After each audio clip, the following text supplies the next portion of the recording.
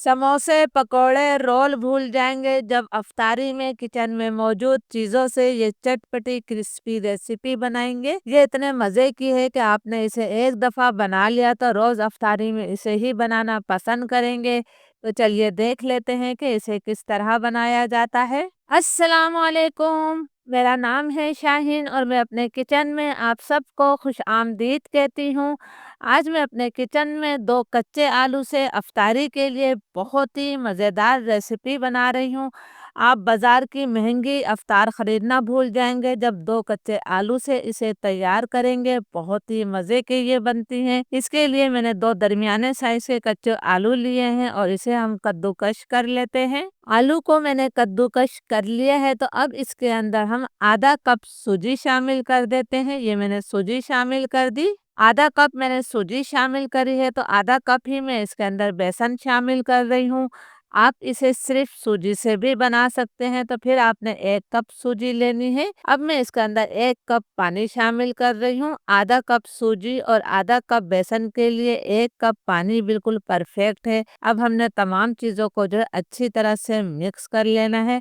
आपने बहुत अच्छी तरह से इसे मिक्स करना है। सूजी, आलू और बेसन को मैंने अच्छी तरह से मिक्स कर लिया है। आप इस बैटर को देख सकते हैं, ये ना तो बहुत ज़्यादा गाढ़ा है और ना ही पतला है, यानी कि 1 कप पानी इसके लिए बिल्कुल परफेक्ट है। अब हम इसके अंदर थोड़े से मसाले शामिल करेंगे जो हर घर में किचन में मौजूद होते हैं। आधा चाय का चम्मच में इसमें नमक शामिल कर रही हूँ। आधा चाय का चम्मच ही हमने कुटी हुई लाल मिर्च डाली है। आधा चाय का चम्मच में इसके अंदर चाट मसाला शामिल कर रही हूँ। 2 बारीक कटी हुई हरी मिर्चें हम डाल देते हैं और थोड़ा सा हमने इसके अंदर बारीक कटा हुआ हरा धनिया शामिल कर दिया है।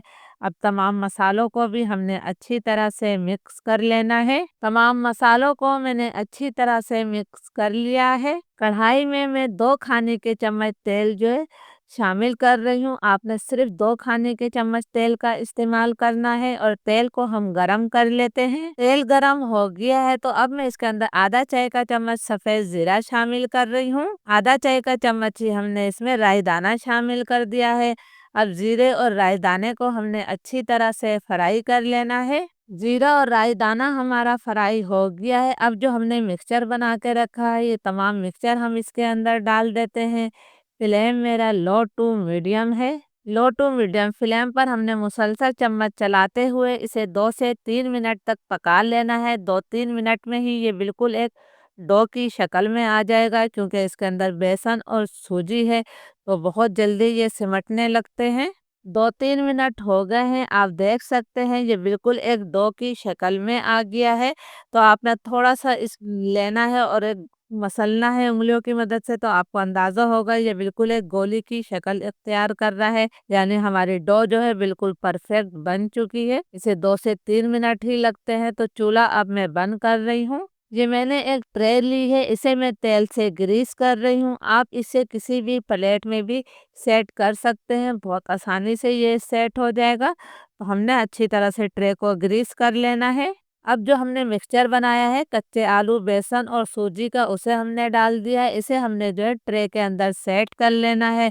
बहुत आसानी से ये सेट हो जाएगा, किसी किस्म की आपको कोई प्रॉब्लम नहीं होगी। ट्रे में मैंने इसे अच्छी तरह से सेट कर दिया है। अब मैं इसे 15 मिनट के लिए किचन काउंटर पर ही छोड़ देती हूँ। तकरीबन 15 मिनट हो गए हैं, मिक्सचर हमारा बहुत अच्छी तरह से सेट हो गया है।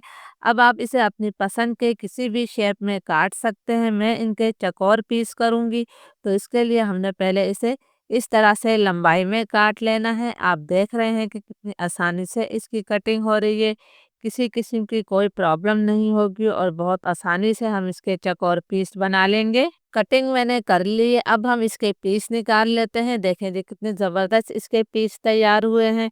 इसके तमाम पीस मैं अलग कर रही हूँ।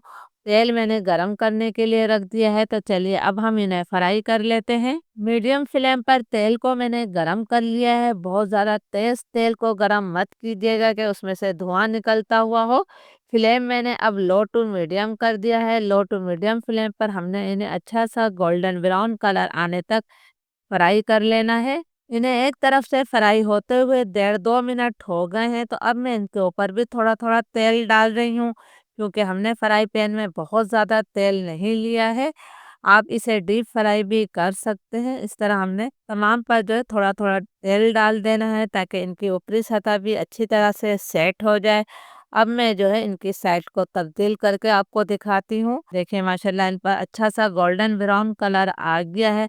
तो हमने इसे अलट पलट करते हुए इतनी देर तक फ्राई करना है कि इन पर प्यारा सा गोल्डन ब्राउन कलर आ जाए और ये अच्छी तरह से ऊपर से क्रिस्पी हो जाए। इन्हें फ्राई होते हुए 3-4 मिनट हो गए हैं। माशाल्लाह बहुत ही प्यारा इन पर कलर आ गया है और ये अच्छी तरह से क्रिस्पी भी हो गए हैं। तो अब हम इन्हें तेल से निकाल लेते हैं। आप करीब से भी देख सकते हैं कि माशाल्लाह ये कितने प्यारे लग रहे हैं। जितने देखने में अच्छे हैं उससे ज़्यादा ये खाने में मज़े के हैं। ये मैंने चारों पीस निकाल लिए हैं, इसे हम साइड पर रख देते हैं। अब हमारे जो पीस रह गए हैं मैं उन्हें भी इसी तरह फ्राई कर लेती हूँ। अल्हम्दुलिल्लाह हमारे तमाम स्नैक्स तैयार हैं। इजाज़त दीजिए। अल्लाह हाफ़िज़।